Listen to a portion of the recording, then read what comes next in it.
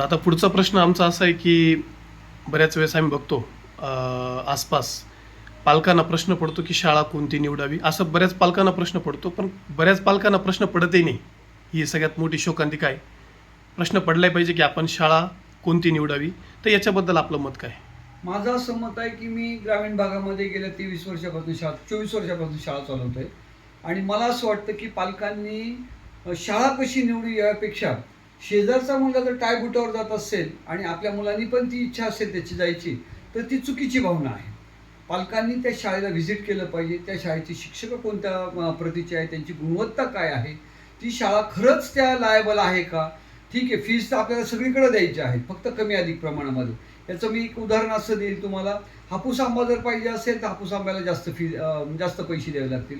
तसंच त्याप्रमाणे जर चांगली गुणवत्तेची शाळा असेल तर तिला 100% तिला पैसे थोडे जास्त द्यावे लागतील. परंतु कोणीतरी काहीतरी कोंबडीच्या खुराड्यामध्ये शाळा चालू केलेली आहे, कोणीतरी शेजारच्या याचे खूपच पैसे दिसत आहेत म्हणून मग आपण शाळा चालू करू, असे जे काही शिक्षणाचा बाजारीकरण केलेलं आहे, त्या शाळा शक्यतो पालकांनी निवडू नये. त्या शाळेला त्यांनी व्हिजिट करायला पाहिजे, त्या मुलांना घेऊन गेलं पाहिजे.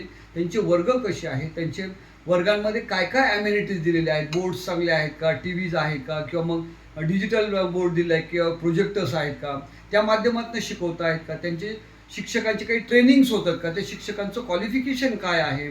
त्या शाळेला नुसतंच एक अर्धा एकरमध्ये घेतली आणि नुसते वर्ग उभारले, त्या मुलांना खेळाचं काही अनुभव मिळतो का तिथे. त्या शाळेमध्ये रोबोटिक्स लॅब आहे, त्या शाळेमध्ये सायन्स लॅब्स आहेत, त्या शाळेमध्ये लायब्ररी आहे, त्या शाळेमध्ये वेगवेगळे काय म्हणतो आपण त्याला ॲक्टिव्हिटीज घेतल्या जातात. हे जर पाहिलं आणि मागच्या वर्षभरामध्ये त्यांनी काय काय केलं किंवा यापूर्वी काय काय केलं हे बघून आणि मग पालकांनी शाळा निवडली पाहिजे. पण बऱ्याच वेळेला काय होतं की बा शेजारच्याचा मुलगा इंग्लिश मिडियमला जातो म्हणून आपला मुलगा गेला पाहिजे, ही जी भावना पालकांची आहे ती एकदम साफ चुकीची आहे. आणि म्हणून शाळा निवडताना प्रत्येक पालकांनी आधी शाळेत जा.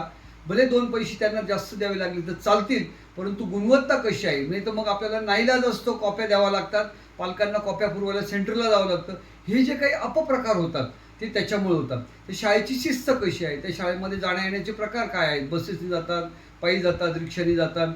आणि सगळ्यात महत्त्वाचं म्हणजे माझं तर असं मत आहे की त्या शाळा चालवणारे जी काही मॅनेजमेंट बॉडी आहे ती सुशिक्षित आहे, अशिक्षित आहे, पैसे खेचणारे आहे की मग सामाजिक आहे, हे सुद्धा तुम्ही लक्षात घेतलं पाहिजे. त्यामुळे मला असं वाटतं की या सगळ्या गोष्टींचा विचार करून आणि पालकांनी शाळा निवडायला पाहिजे.